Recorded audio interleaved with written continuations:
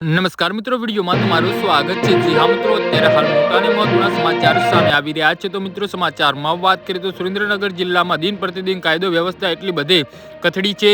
સુરેન્દ્રનગર જિલ્લાના લોકોની સલામતી સામેના મોટામાં મોટો સવાલ હાલ ઉત્પન્ન થઈ રહ્યો છે। ત્યારે સુરેન્દ્રનગર જિલ્લામાં લૂંટ, હત્યા, બળાત્કાર જેવા અનેક બનાવો દિન પ્રતિદિન વધી રહ્યા છે।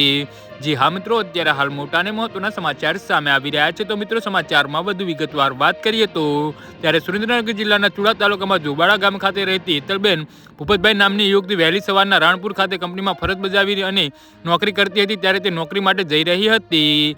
જી હા મિત્રો, અત્યારે હાલ મોટા અને મહત્વના સમાચાર સામે આવી રહ્યા છે। તો મિત્રો, સમાચારમાં વધુ વિગતવાર વાત કરીએ તો ત્યારે અચાનક કોઈ અજાણ્યા યુવક આવે અને તેના ઉપર હુમલો કરીને આ ઉપરાંત આપણી શરીરોને ઘા ઝીકીને હત્યા કર્યાનો બનાવ સામે આવે છે। ત્યારે તાત્કાલિક આશરે અંગેની જાણકારી આપવામાં આવતા 108 મારફતે તેને સાર્વજનિક હોસ્પિટલ ખાતે લઈ જવામાં આવી હતી, પરંતુ યુવતીનું મોત નીપજ્યું હતું। ત્યારે હત્યા કરનાર આરોપી કોણ હશે અને આ યુવતીની હત્યા શા માટે કરી હશે તે માટે હાલમાં ચુડા પોલીસે તપાસ કરી રહી છે।